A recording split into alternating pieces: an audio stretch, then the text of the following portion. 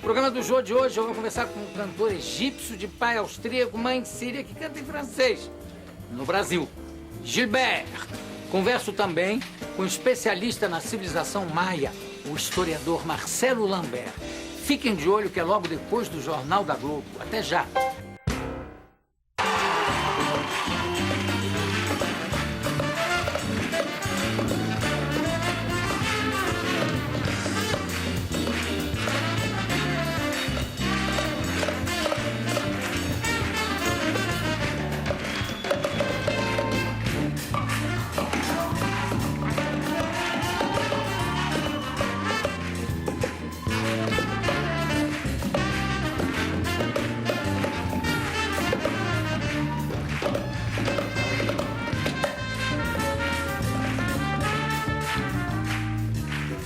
Muito boa noite para o Brasil e para o mundo. Programa do Jô pela Globo.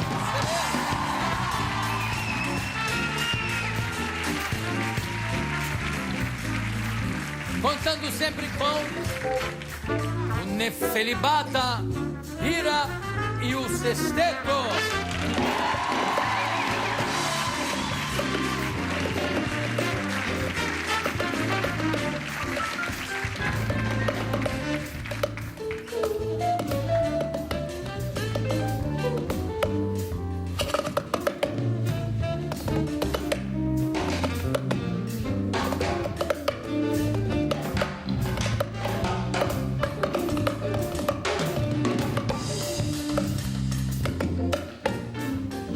Os convidados do programa de hoje são um apaixonado por uma das grandes civilizações das Américas, a civilização maia.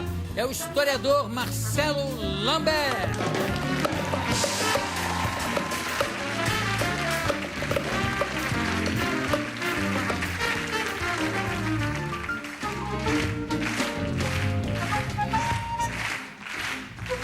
Ele é especialista na civilização maia. Está aqui o livro Civilização Maia, História e Pensamentos. É o historiador Marcelo Lambert.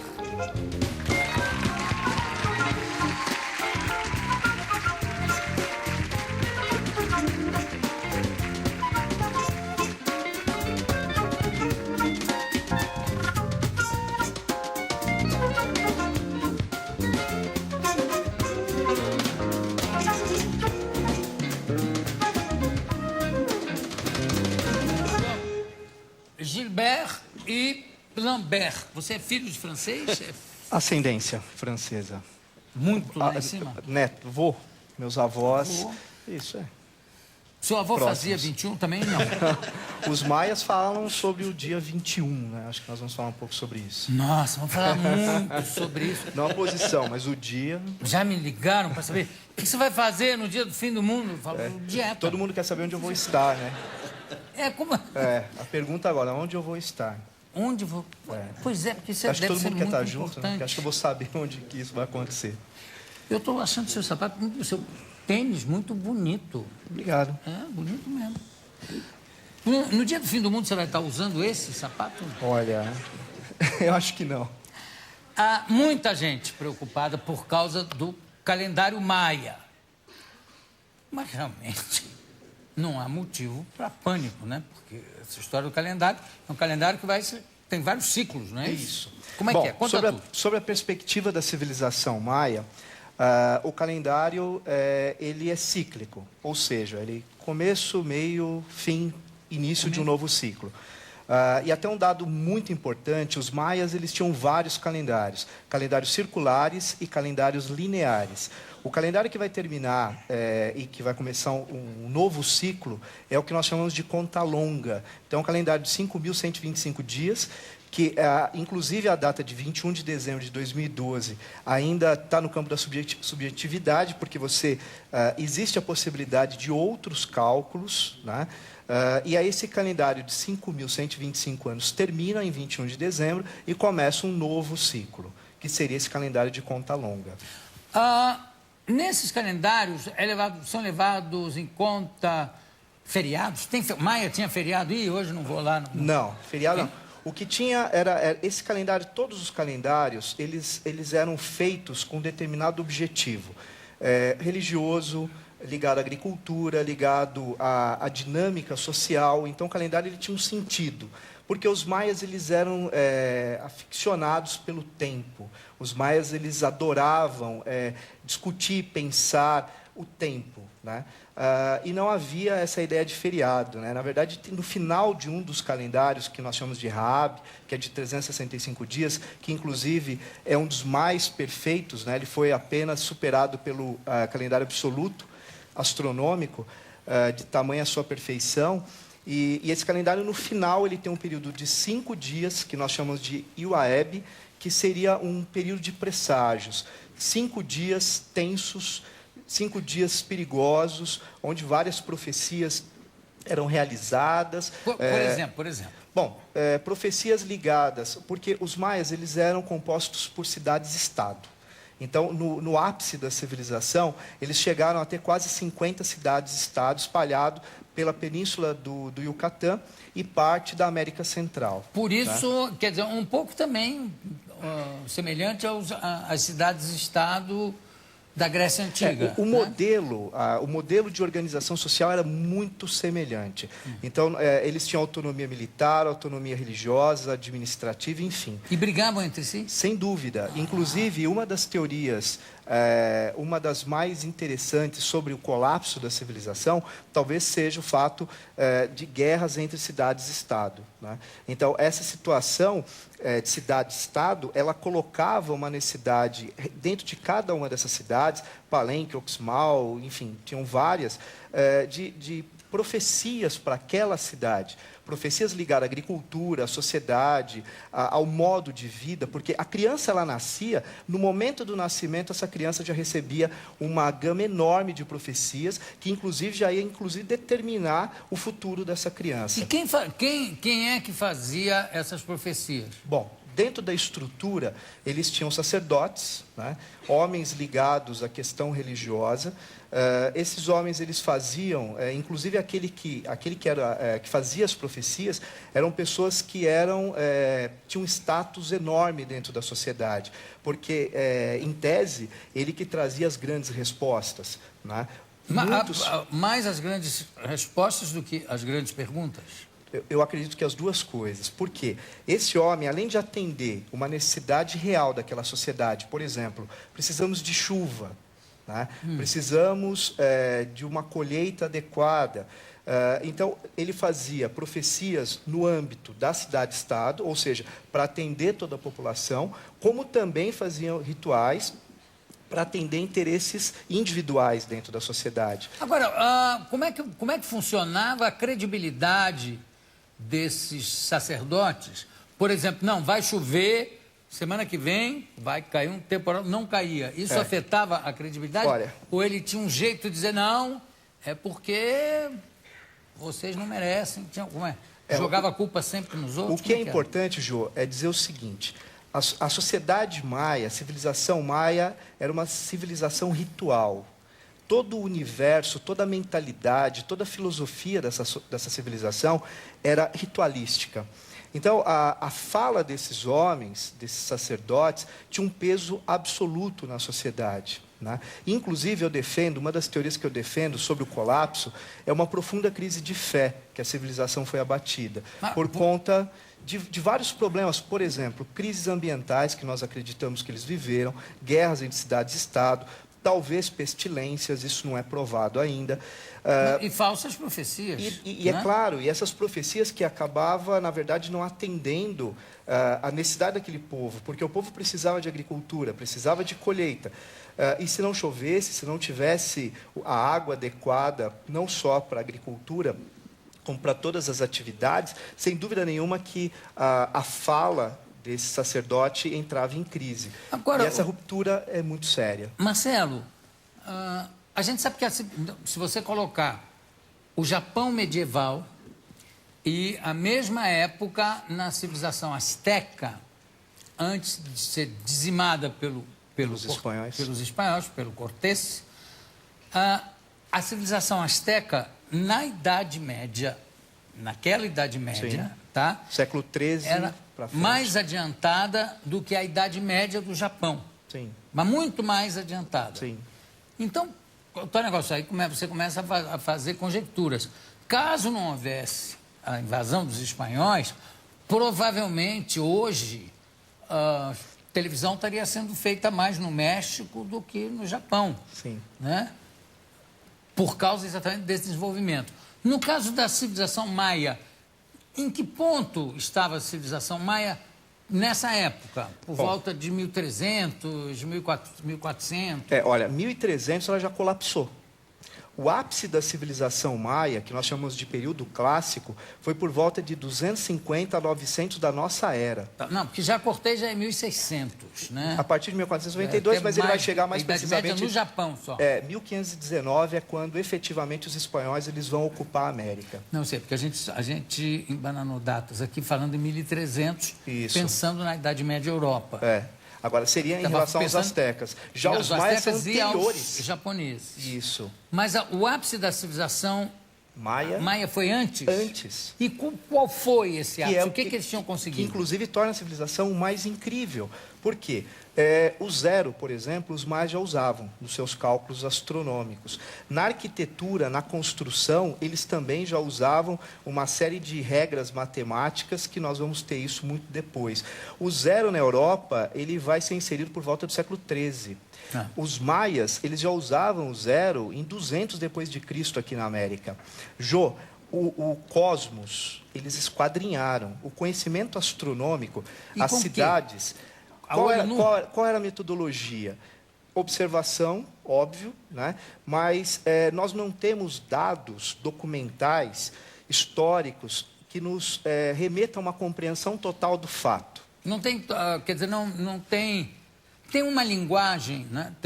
Claro que a escrita maia era a mais elaborada das Américas, a mais complexa. E totalmente traduzida, totalmente compreendida? A partir da década de 60, nós tivemos um trabalho muito forte em cima da escrita e hoje nós consideramos ela 80%, 90% dela decifrada. E como é que foi conseguido? Porque no caso dos hieroglifos teve a pedra da Roseta que facilitou. Isso aqui deve ser isso aqui. No caso dos maia, como é que foi feita essa... Olha, quando é uma contradição, inclusive. O primeiro bispo da península do Yucatán, Diego de Landa, num local chamado Mani, ele fez o famoso ato de fé, né, onde todos os códex, todo o conhecimento maia, boa parte dele foi queimado. Queimado? Queimado, num ato público, num tribunal de fé. E, nesse momento, boa parte do conhecimento maia foi destruído. E o bispo, ele escreve um livro chamado Coisas do Yucatán, ele foi o primeiro bispo ali da península, e, neste livro, ele deixou sobre a escrita. Então, partindo desse livro, que é um documento sensacional, que, inclusive, nós temos hoje esse livro publicado, mais a comparação das estelas, 3 códex que sobreviveram, inclusive com a lateral queimada, né, porque foi tirado da fogueira. Então, através dessa metodologia de comparação, né, que nós chegamos a uma parte do que nós entendemos hoje pela escrita maia. Vamos falar um pouquinho você falou em crise agrícola. Sim. Causada por quê? Bom, porque, desculpe, sem querer te interromper, já interrompendo, eu sei que tem uma civilização, não sei se é asteca, acho que é asteca, né? Que eles devastavam as árvores para exatamente conseguir fogo, e aí quanto mais iam devassando as florestas, mais ia ressecando e acabou isso prejudicando a civilização deles. Aconteceu na agricultura, aconteceu alguma coisa parecida com os maias? É idêntico, na verdade. Os maias, um dado comparativo, para 1 degrau de pirâmide, 25 árvores, em média, eram derrubadas para chegar na temperatura para produzir a argamassa que assentava os templos. Então, pensando dessa forma, imagina a área que foi devastada.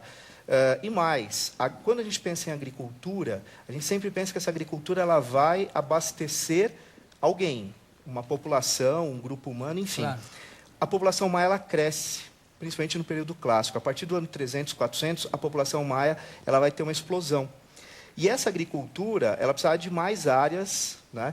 Mais água, mais tecnologia, e por conta desse desmatamento, você tem um empobrecimento do solo mais rápido. Então, claro. Sem dúvida nenhuma, a questão ambiental ela foi um sério problema e que talvez uma das causas do colapso da civilização. Eu costumo sempre dizer que os maias nos deixaram algumas senhas, e eu acredito que essa é uma delas. A questão ambiental. A questão ambiental é uma muito loucura, porque séria. Fica é uma muito coisa séria. assim, quase que de círculo vicioso, né? Quer Sim. dizer, na realidade, o próprio homem destruindo o meio ambiente é que está se destruindo. Sim.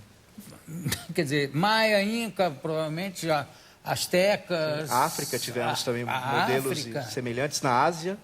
Bom, eu vou pedir para a gente dar uma pequena pausa, porque eu quero continuar aqui com o Marcelo Lambert, porque a gente não falou ainda de um assunto que eu acho que, pelo menos a mim, interessa as pessoas, que é como é que um povo tão adiantado em matemática, que usava o zero, tão adiantado em astronomia, fazia tantos sacrifícios humanos. Sim, né? sim. Nós vamos deixar isso então para daqui a pouco. Vamos lá.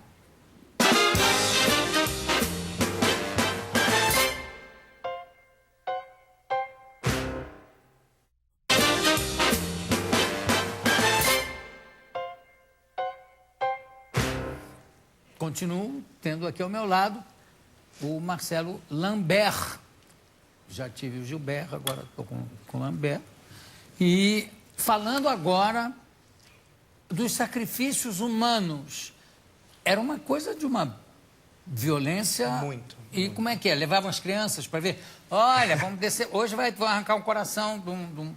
Era... Obviamente que, sobre a perspectiva nossa hoje, é algo que é inadmissível pensar isso, né?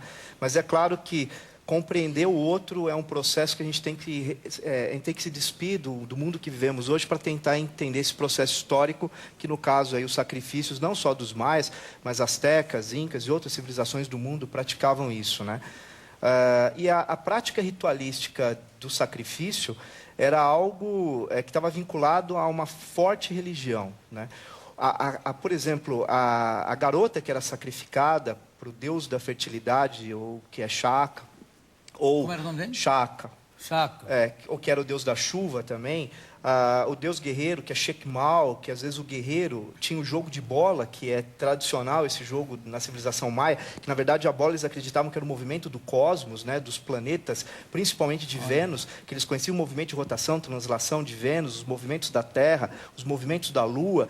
Então esse jogo na verdade era um jogo ritualístico, né? E o guerreiro que ganhasse, muitas vezes o capitão era sacrificado, né? Alguns teóricos... Do que ganhava? Do que ganhava. Mas por quê? Ele era digno a ser oferecido ao deus da guerra, né? Ele era entendido como alguém que foi gerado de uma forma pura para ser oferecido a essa divindade.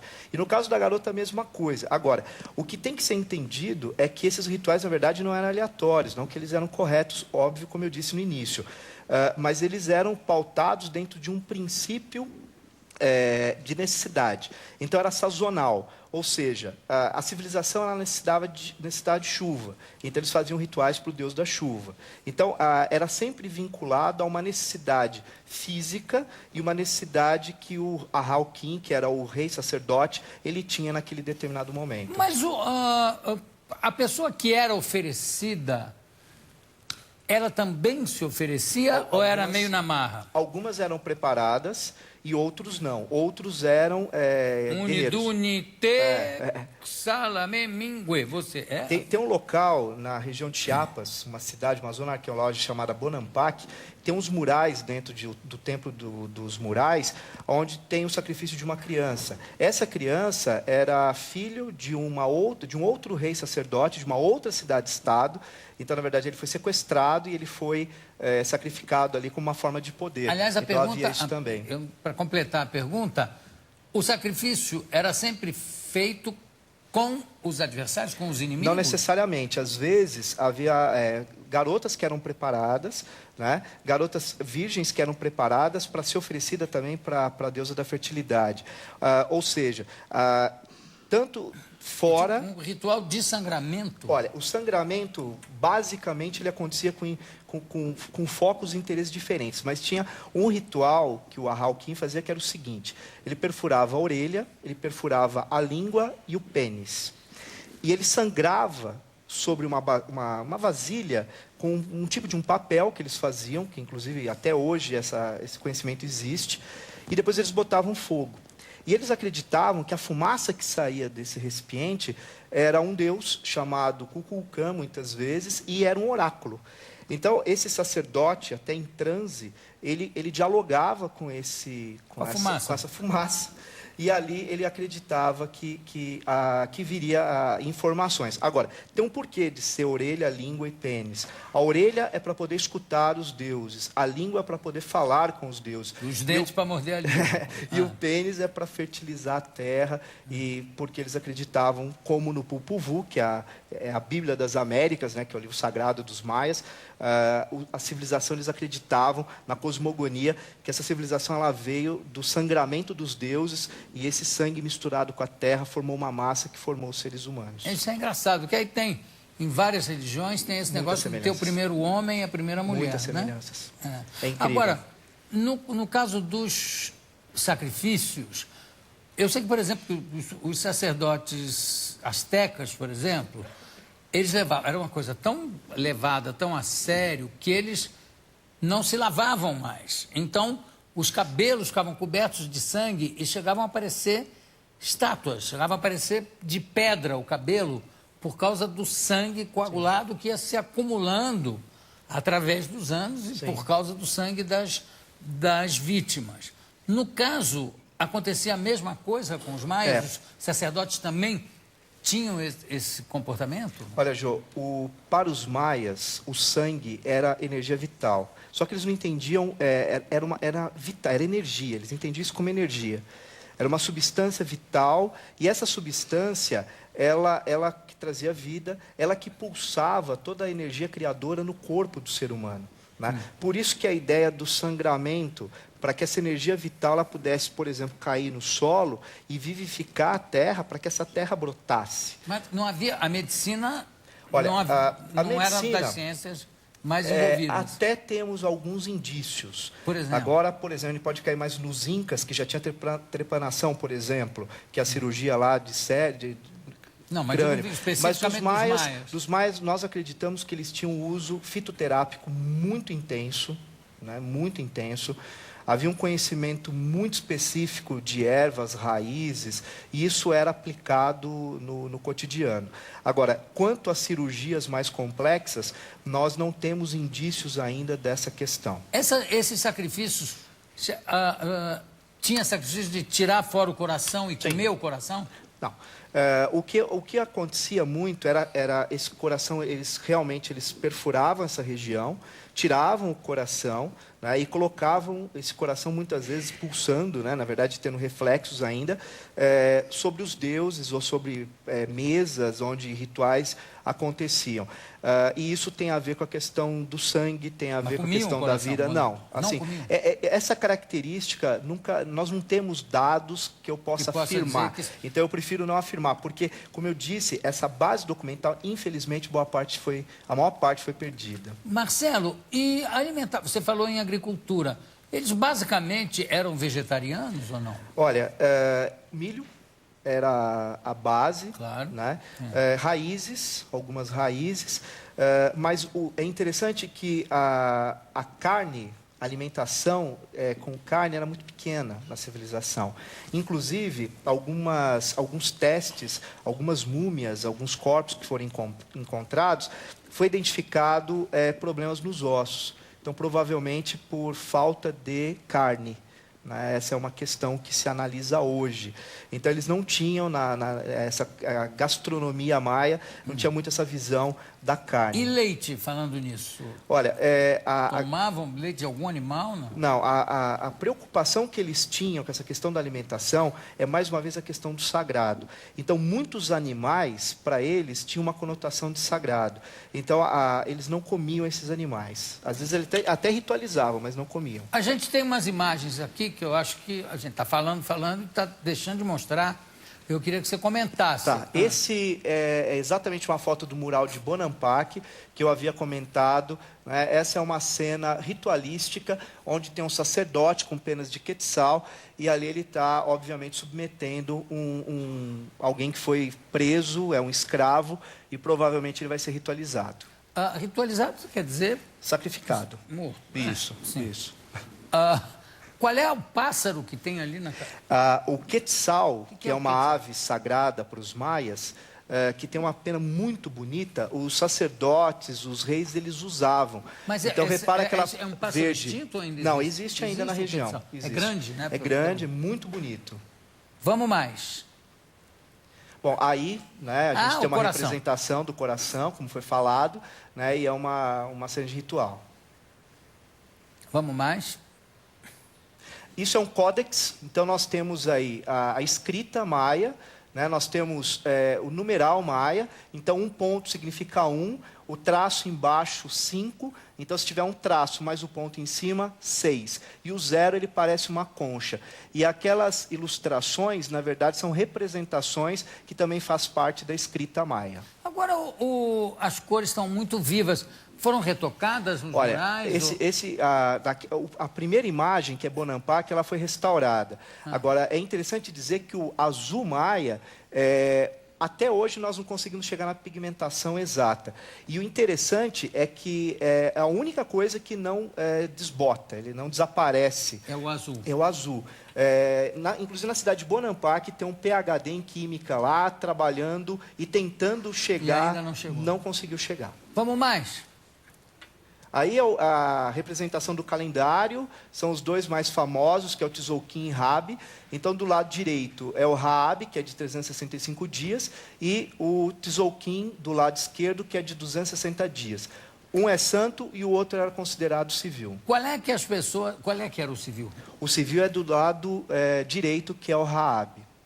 E o santo, Tzolk'in, de 260 dias, é esse do lado esquerdo. Por que tinha menos dias no isso é interessante. Esses dois calendários, matematicamente, eles são perfeitos. Eles começam no mesmo ponto e terminam no mesmo ponto. Então, o primeiro calendário, que é o Tzolk'in, ele tem um ciclo de 260 dias e o outro 365. Só que ambos terminam exatamente no final de 52 anos. Só que, claro, que em períodos diferentes. Então, o menor, ele vai levar 73, ele vai fazer 73 voltas para chegar. E o de 365, 52 voltas. E é claro que aí profecias eram feitas, as datas eram exatas, dentro dessa lógica desse calendário. Vamos mais. Tem mais? Tem. Aí é Chichén Itzá, né, uma cidade que fica na península do Yucatán, e aí a pirâmide de Kukulcán, também conhecida como El Castillo. É uma serpente? Aí é a boca da serpente. E como é que é a história do sol que vai em cima? Porque ela é um calendário, Jô. Então, essa pirâmide ela tem 91 degraus de cada lado, vezes 4, 364, mais a câmara, a parte de cima, 365. E no equinócio acontece um fenômeno muito interessante, quando o Sol está próximo de ficar a pino, os raios solares batem na lateral da pirâmide, de cada uma das faces da escadaria, e ali forma o sentido de uma serpente em movimento. Por quê? Essa pirâmide ela foi feita para um deus chamado Kukulcán, que traduzindo é serpente emplumada. Então, na verdade, é uma homenagem a Kukulcán, e o interessante é que esse fenômeno, quando acontece, ele leva pessoas do mundo inteiro para assistir, enfim, mas, na verdade, é uma forma de resgatar esse Deus, que na verdade ele não tem no equinócio. E uma coisa interessante... Desculpa, minha ignorância, tem o equinócio de verão e o equinócio de inverno. Isso. E nos dois equinócios acontece. É como se fossem formatos em triângulo que lembra o formato do corpo de uma serpente. E a imagem termina exatamente na boca da serpente ali embaixo. E onde é que se faziam os sacrifícios? Era lá no topo? Essa pirâmide, basicamente, não era usada para isso. né? Era outro templo. Mas também eram pirâmides. Sim, e interessante que ela tem construção para baixo, né? Então ela tem várias câmaras claro, aí. como as egípcias, que também Sem tem. dúvida. Quase tudo que ela Vamos, tem para cima, ela tem para baixo. Vamos mais? Tem mais? Tem mais? Vamos ver. Ah, o VT da pirâmide, né? Isso. Aí foram imagens que nós fizemos agora em janeiro. Uma expedição que nós fomos para lá. Você vê, e para cada degrau desses... Aí era onde era o jogo de bola de Chichén Itzá. Eram quantas árvores para cada... Em média, 25. E essas bolas de que tamanho eram? Era grande, uma bola pesada, de lápis. Mas diferentes, como os planetas? Tamanhos diferentes? Não. Ela tinha um formato meio que padrão. Tá bom, obrigado. Olha, parabéns. Como é que surgiu? Bom, quer dizer, o mundo, você garante que não vai acabar. Sob a perspectiva do calendário maia, não, em momento algum do calendário fala do final dos tempos. Mas tem um momento lá no calendário que fala da Copa no Brasil, em 2014, e diz que o país ainda não está preparado. Para a profecia do século II, né? Tem um maia lá que jogava, que era uma barbaridade, com essas bolas. Tinha um pé todo ferido, porque eram bolas de pedra, que falou, não vai dar. Eu acho muita graça nessas profecias de fim de mundo. Eu acho que eu já contei até isso aqui uma vez, que dizem também que Jesus, quando subiu aos céus, disse, adeus mundo, de 1000 passarás, a 2000 não chegarás. Primeiro, isso só deve rimar em português, essa frase. Em aramaico, já não faz muito sentido. E depois nunca houve isso, mas sempre tem uma coisa de quererem determinar o fim do mundo. Antes era em 2000, aí disseram, não, é porque o calendário maia não fizeram a adaptação direita, 2012. Eu sei que em 2014 tem a Copa. Não sei se vai ficar tudo pronto, mas que pretendem. Então, os maias que se cuidem. Marcelo Lambert, muito obrigado. Daqui a pouco a gente volta. Obrigadíssimo.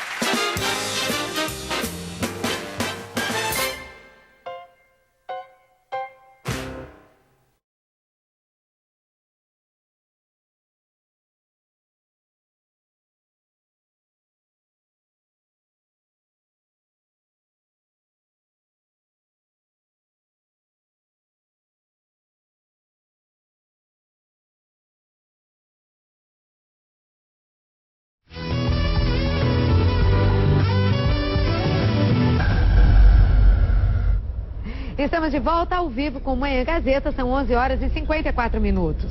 Dia 21 de dezembro de 2012. Tá perto, hein? E essa seria a data que indicaria o fim do mundo. Essa teoria se tornou conhecida após interpretações de escritos maias, que foram encontrados no templo de Palenque, no sul do México, e que registravam o fim de um dos calendários dessa civilização.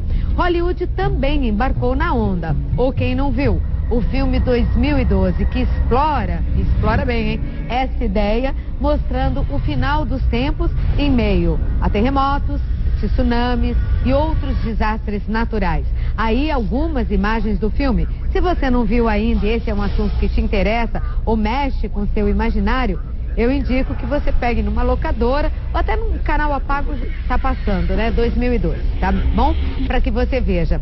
Agora, a Secretaria do Turismo do México afirma esperar mais de 50 milhões de turistas neste ano, um número superior ao que aquele país tão bonito e tão cheio de história para contar já recebe. Será que é tudo por causa do final do mundo ou da civilização maia? Quem está aqui é um profundo conhecedor no assunto. Eu estou recebendo no programa o historiador especialista em cultura maia, o Marcelo Lambert. Tudo bem, Marcelo? Tudo jóia, bom dia. Muito obrigada por ter vindo, viu? E vamos começar falando dos maias, né? Quem foram os maias? Como surgiu e como viveu essa civilização? Muito bem. Bom, Claudete, os maias, eles habitaram o sul do México, hoje, que é a região do Yucatán, a América Central, aquela região do Guatemala, Belize, Honduras. E os primeiros registros que nós temos da civilização data mais ou menos de 300 antes de Cristo. Isso é o que nós temos de registro dessa civilização. Sem dúvida nenhuma, eles tinham uma vida muito hierarquizada, organizada, porque eles viviam numa região de floresta de uma complexidade muito grande. Objetivamente, eles precisavam ter uma agricultura muito bem desenvolvida, né, para abarcar todas as necessidades da população que vivia ali. E eles desenvolveram uma matemática sensacional, uma astronomia que eu diria magnífica, né? Uma das escritas mais desenvolvidas e elaboradas para aquele momento histórico do planeta e das Américas, sem nenhuma dúvida, a mais impressionante. Quando eu estive lá, muitas coisas me impressionaram, mas como eles marcavam o tempo, o relógio, a construção de um relógio, através do Sol, aquilo me marcou demais. Sim. Quer dizer, astronomia, Não, eles eram incrível. muito ligados Vale dizer, e adiantados nisso. Sim, muito adiantados. E vale dizer que os maias, eles eram fascinados pelo tempo. Fascinados. Então, toda a lógica, todo o pensamento dessa civilização era pautado na questão do tempo e, claro, na circularidade do tempo. E o que é o calendário maia? Bom, primeiro é importante dizer o seguinte: os maias, eles elaboraram quase 30 calendários. Dentre esses calendários, alguns circulares e outros lineares. E por quê? Porque eles tinham, primeiro, a visão de mundo era circular. Aí só para explicar, desculpa, agora que terminou o filme, se voltar eu agradeceria, para explicar que ali nós estamos vendo um pouco o que restou dessa civilização, né? Sim. E qual é o local eu precisaria ver, que pelo que eu percebi, eu vi várias cidades sendo passadas ali. Onde é possível o turista essa visitar... daí é Palenque, isso. Exatamente. Essa cidade é o templo do governador, fica em Palenque. A região é Chiapas, fica no sul do México, muito próximo da Guatemala. Essa cidade é do período que nós chamamos clássico da civilização e é uma das cidades mais incríveis da civilização maia, porque ela está encravada no meio da floresta. Aí é México e é um lugar sensacional. E aí você fica se perguntando como eles fizeram essas construções. Né? Isso é um observatório, viu, Claudete? Um observatório astronômico. Isso é o pessoal da equipe que foi para a expedição, o Márcio Maia, o Tiago, o Ricardo. E nós é o mesmo todos local, né? Isso, aí é Palenque ainda, nós estamos fazendo um trabalho lá de levantamento arqueológico, histórico, enfim, que foi a última voltando expedição. lá, agora você sabe o que você está vendo aí, Sim. Voltando aos calendários, então foram mais de 30 calendários. Sim. E todos circulares e horizontais. Isso, e todos eles sempre para atender uma necessidade social. Então você tinha um calendário que estava pautado na questão da agricultura, calendários religiosos, calendários de profecias, calendários de fases do clima. Então, tudo isso determinava essa sociedade. O calendário, na verdade, ele serve objetivamente para marcar o tempo. E como os maias, eles eram fascinados pela lógica do tempo, nada mais justo do que a confecção de vários calendários para legitimar essa sociedade. E, na verdade, essa civilização marcou como final dos tempos, fim do mundo, dia 21 de dezembro de 2012... Por que se fala isso? Que confusão existe nisso, olha, Marcelo? Na verdade, os maias, em momento algum, eles falaram que o mundo acabaria agora em dezembro de 2012. Primeiro que até em relação a essa data existem divergências no meio acadêmico, né, porque isso tem um início que seria mais aceito 3.114 ou 3.113, então nós temos divergência nesse ponto zero, que começa o que nós chamamos de calendário de contagem longa. Esse calendário, Claudete, ele tem um ciclo de 5.125 anos. E mais 132 dias. Seria o final de um calendário, então? De um ciclo de um calendário. Ciclo do calendário. Que é esse calendário de contagem longa, que teoricamente ele termina em dezembro de 2012. E na verdade o termo correto não é termina. Na verdade se encerra um ciclo e inicia um novo ciclo. E sabe-se que ciclo, no pensamento dos maias, nós estaríamos iniciando então a partir do dia 21 de dezembro de 2002, ou uma data mais ou menos por aí? Teoricamente, se a gente buscar essa data, inclusive essas imagens é de Chichén Itzá, tá? Se nós buscarmos uma referência dentro da abstração do pensamento maia, do calendário maia, final de dezembro agora, termina um ciclo e começa um novo ciclo. E esse novo ciclo, a única documenta que nós temos sobre isso diz o seguinte, que seria o tempo da maternidade, o tempo da sensibilidade. O tempo da mulher. Exatamente o contrário do final dos tempos. Não é? Essa ideia de final dos tempos eu acho muito perigosa. De horrível. onde surgiu isso, Marcelo? Surgiu, primeiro, questões mercadológicas, crença de algumas pessoas que eu respeito, mas enfim, que fala que esse momento é um momento decisivo para a humanidade. Então tem vários teóricos aí que acreditam nessa possibilidade, não no meio acadêmico, mas enfim, que acreditam nisso. E isso foi tomando corpo. Por quê, Claudete? Até o virar ser humano, filme de Hollywood. Exatamente. O ser humano parece que ele tem uma ansiedade muito grande em relação a isso. Desde que o mundo e a humanidade habita esse planeta, essa história de final dos tempos, e tem muito a ver com essa ideia linear, ela envolve as pessoas, né? Então, isso não é real sob a perspectiva dos maias. Eles nunca falaram isso. E mais, uma série de informações equivocadas. Para você ter uma ideia, eu já fui em vários lugares, congressos, palestras, simpósios. Tem gente colocando profecias, por exemplo, Nostradamus, profecias druidas, profecias incaicas, que não tem nada a ver com os maias, e plotando isso, colocando isso como se fosse maia, para tentar justificar... Mas Nostradamus falou alguma coisa a respeito? Em hipótese alguma. Nada. Em hipótese alguma. Bom, de qualquer maneira, o México vai receber um número maior olha, ainda de turistas, né? É um cenote, um lugar lindo, que nós também fomos com a expedição. É lindo, né? É lindo, isso aí está próximo de Chichén Itzá, e não tem a dúvida que o México, aí é Oxmal, que é uma zona de qualquer arqueológica. maneira, é um país maravilhoso que merece ser visitado e conhecer parte dessa civilização, saber mais é bom. Agora, tem muitos locais lindos lá para serem visitados. Tem. O México é um local maravilhoso, com uma beleza natural sensacional. História para contar. A história deles, principalmente a história colonial. Vale a visita de qualquer maneira, acabando no mundo, né? Agora, não tenha dúvida que o apelo de 2012 vai levar pessoas do mundo inteiro para essas regiões, principalmente para cidades mais emblemáticas como Chichén Itzá. Aí vocês estão vendo Oxmal, que fica na região do Yucatán. Esse é o templo do adivinho ou do mago, é uma pirâmide maravilhosa que nós também estudamos aí, né, nessa última expedição. E esses, na verdade você trouxe alguns objetos aqui, esses significam o quê? Bom, eu posso mostrar? Pode, rapidinho, dá para mostrar para mim? Dá sim.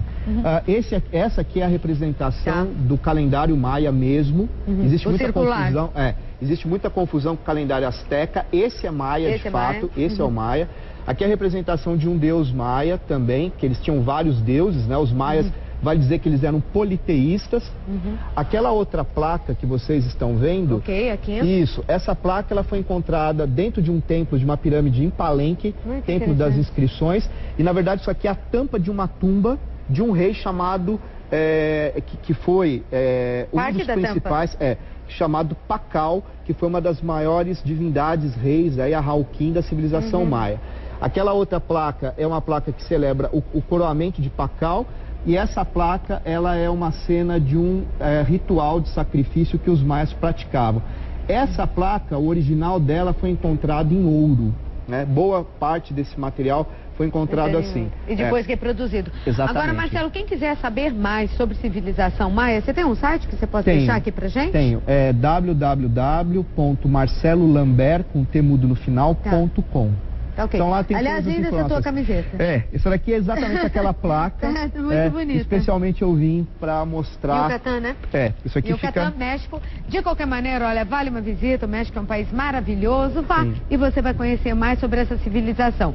Se o mundo vai acabar ou não, eu não sei. Agora que eles estavam muito adiantados para o tempo deles, isso ninguém duvida, estando lá e conhecendo mais. Obrigada, Marcelo. Muito obrigada por ter vindo, tá bom? E agora vem comigo que nós vamos conversar com o seu Mário Kimura.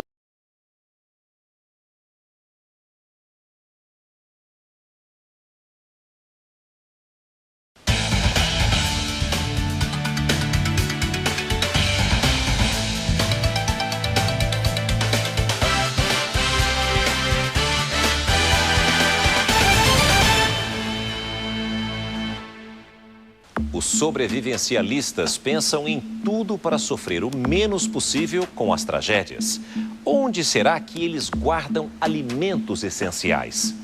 Já os maias acreditavam no encerramento de um ciclo, mas seria realmente o fim dos tempos? A origem do fim do mundo está no sul do México, nos calendários de uma civilização muito avançada para sua época. Os maias eram exímios matemáticos, sabiam calcular de tudo e adoravam contar o tempo. tinham vários calendários unificados e num deles a profecia. Em 2012 acontece o final de um ciclo. Seria o final da linha do tempo. Sobre a perspectiva do calendário maia, da civilização maia, não existe nenhuma citação em relação ao final dos tempos em 2012. Marcelo Lambert é historiador e apaixonado pela cultura maia. Nas várias expedições ao México, ele colecionou entendimento e fascínio pela civilização que reinou e se arruinou antes mesmo da aparição dos navegantes europeus à América. Qual o fascínio dos maias pelo tempo, pela contagem do tempo? Olha, Patrícia, os maias eu posso afirmar que eles eram sensacionais na questão dos cálculos astronômicos, matemático, e isso é por conta desse fascínio pelo tempo. Fascínio que se revelava entre muitos calendários circulares. O tempo para eles, a todo momento, era circular. Portanto, não tem nenhuma convergência com essa questão do final dos tempos em 2012, mesmo porque tudo que é circular não tem fim. Aqui a gente tem duas mostras de um calendário maia. Este aqui, por exemplo, que calendário é este? Olha, aqui nós temos o Raab e o Tzolk'in. São dois calendários em um só, então. Que na verdade seria o calendário santo e o calendário civil. Existe alguma representação aqui do que representa isso? Aqui, na verdade, são numerais. Aqui é o Deus que carrega o tempo e aqui é o Deus que caminha com o tempo, que também está dentro do tempo. Seu calendário, que deu origem à polêmica, tem diferentes interpretações. Um outro descoberto há apenas 4 dias promete colocar ainda mais pontos de interrogações. Arqueólogos da Guatemala descobriram o novo calendário maia nesta mata. E, segundo eles, as novas inscrições não indicam que o mundo acaba em 2012. Existe um calendário que nós chamamos de calendário de contagem longa, que é um ciclo de 5.125 anos, e o início desse calendário nós discutimos que provavelmente pode ter sido em 3.113 a.C. Antes de Cristo. Contando 5.125 anos, nós vamos tê-lo como final aí em 2012. O final que, segundo o especialista em cultura maia, não significa o fim do mundo, mas o fim de uma era. Para os maias, ciclo significa mundo, mundo significa ciclo. Então, final de um mundo é final de um ciclo e o início de um novo ciclo.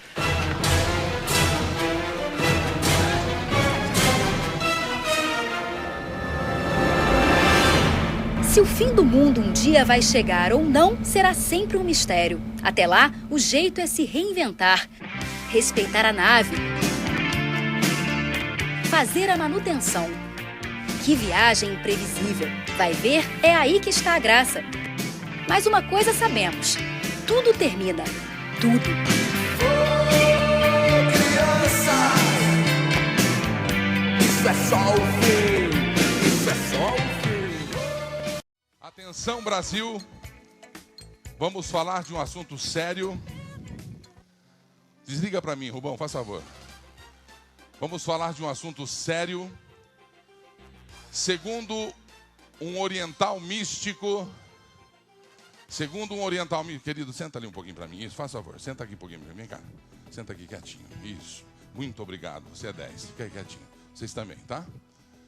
Segundo um oriental, o mundo estaria hoje tendo o seu final, 7 de julho, hoje é 7 de julho, hoje é 7 de julho, hoje é 7 de julho, 7 de julho hoje, 7, você de casa, 7 de julho, quem me conhece sabe que eu não brinco, matéria impressionante, séria, atenção Brasil. Nós fomos conhecer o professor Hirota, um sensitivo que, segundo as pessoas que ali frequentam, é Atibaia ali, a região. Ele tem o dom da cura, vocês vão ver, é impressionante.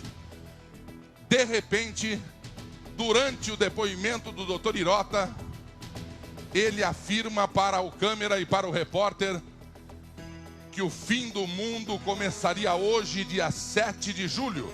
É claro que muita gente não acredita, é claro que os céticos, os estudiosos, vejam comigo, jornalismo no Sábado Total. Vamos! Dia 7 de julho, vai afundar 800 metros de fundo de água. Anjo, está avisando conosco 2002 21 de dezembro. Fim do mundo.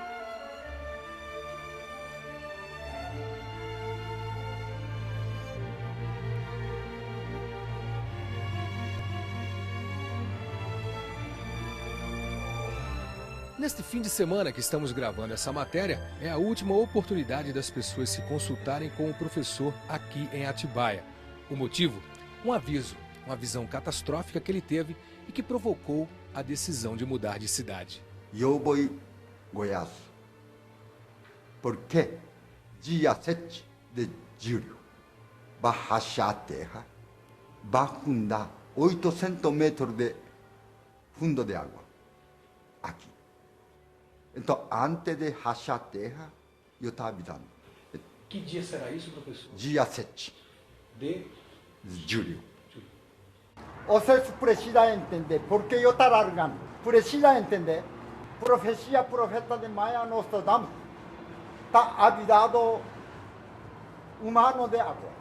Segundo o historiador e professor Marcelo Lamberti, a versão dada por Hirota é questionável. Eu posso afirmar para você que em momento algum os maias falaram que o mundo acabaria em 21 de dezembro de 2012.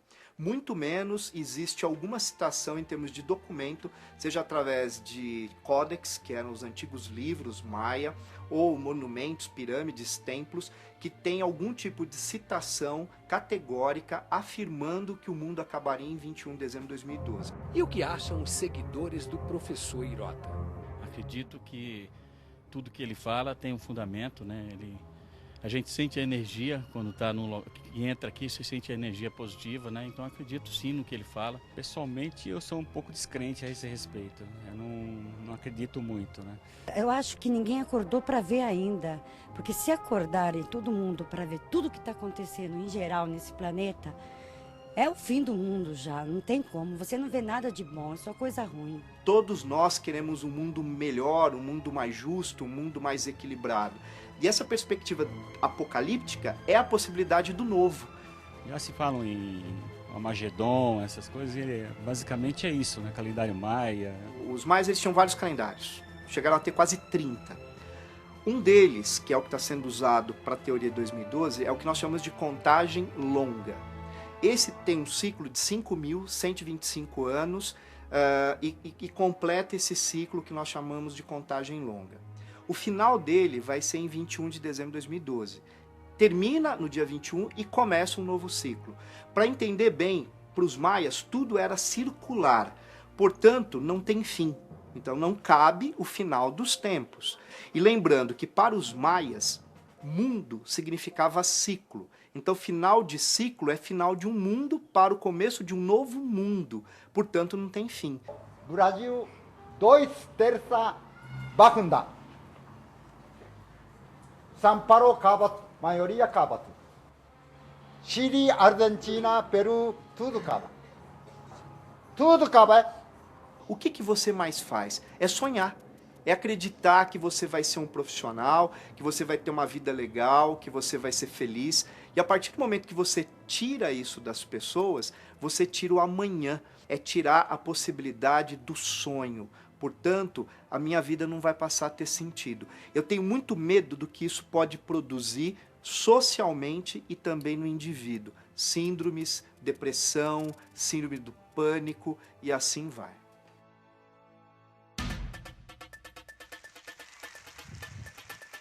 Aplaudir o fim do mundo, não. É claro que a gente é cética, é claro que a gente não acredita em algumas coisas. Só lembrando que o professor Hirota já não mora mais, Hirota, né? Já não mora mais em Atibaia, já se mudou para o estado de Goiás. Segundo ele, lá o mundo não vai acabar. E onde eu estou aqui agora, 800 metros para baixo, cheio d'água.